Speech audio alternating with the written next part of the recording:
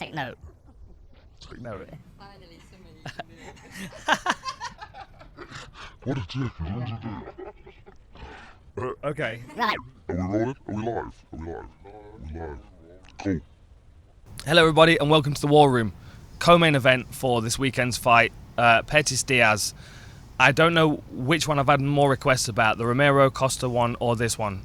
So I'm doing both. The Costa one's already up, Costa Romero one's already up, so check that one out. Okay, let's get into this. Bottom line, I think Pettis has all the skills to beat Diaz everywhere. I think that's the reality of it. I think his striking game is much better. I think his footwork's better. I think he makes better decisions. I think he puts it together better as well. I think his ability to grapple, to wrestle, to strike is much better than Diaz's. Diaz is much more compartmentalized boxer with a long stance with good jiu-jitsu, really good jiu-jitsu. He's also bigger than Pettis as well. I would bear that in mind. That does come into play because of the way Diaz fights. He's a pressure fighter. He's very durable. He takes a lot of punches. He walks people down. He can get beaten up and he can't get in, and you won't discourage a Diaz. That's the superpower of the Diaz brothers. You cannot discourage them no matter what. So you've got to think that Pettis can eat Diaz up for two rounds, 10 minutes, beat the hell out of him with kicks, punches, light him up, take him down, beat him up on the ground, and in the third round, Pettis starts to slow down, Diaz walks him down, and then just beats him up until the ref stops it. That's the reality of Diaz, and that's why the Diaz brothers don't really wrestle a great deal, because they don't need to. Like, if you go way back to the first time that McGregor and Diaz fought, it was a short notice fight, and John Gooden and I did an Inside the Octagon, like, on the Thames, because we were in there for Fight Week London, and I spoke about this then. It was clear as day in the first fight. The Diaz brothers pressure you with like high volume boxing, but not power. There's not a lot of power. Nick has got some power. Think back to the Paul Daly fight. Nick has got some power. Knocked out Robbie Lawler with a jab as well a long time ago. Nate, not so much. He'll just slap the hell out of you until you get frustrated and shoot a takedown, and then you're into his grappling game. That's what happened with McGregor, as we saw.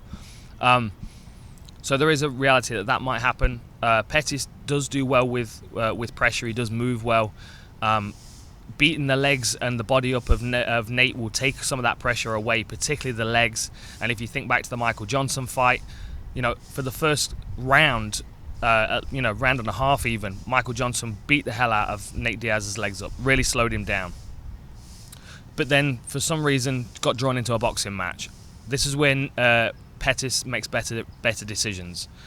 He won't get drawn into a boxing match unless he's backed up against the fence and he's slowing down. And that is a reality. Nate can walk him down, can walk through a lot of kicks. But there's something in Pettis' game which... kind of like the Costa thing. If you've not watched the Costa thing, the Costa Romero breakdown, the body kick to left hook for Costa is going to be a key.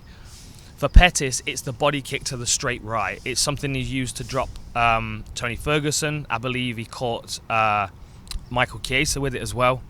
It's a great combination, and especially when he's fighting Nate Diaz, who's a long-range southpaw, puts a lot of weight on his lead leg.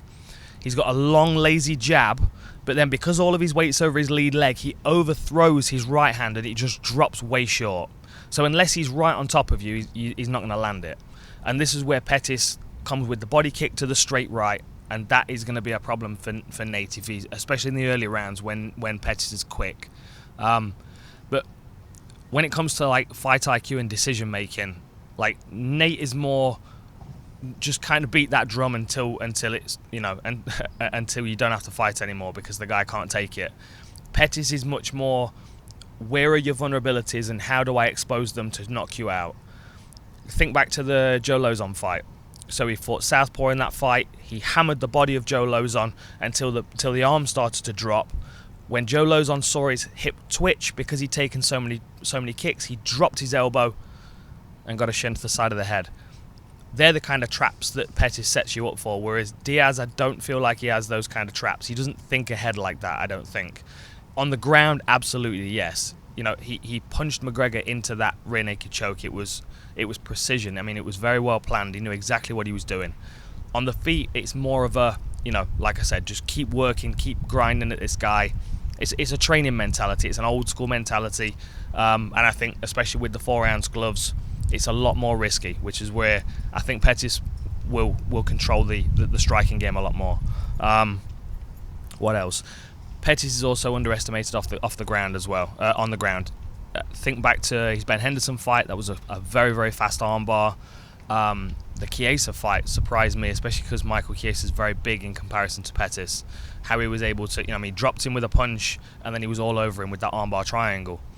So we can't underestimate Pettis on the ground. And because he chains his wrestling better into his jiu-jitsu, I feel like he's going to have the advantage to stay on top. Nate is happy to sit to his back. He's happy to scoot forward and call you on and talk a load of trash to try and encourage you to come into his guard.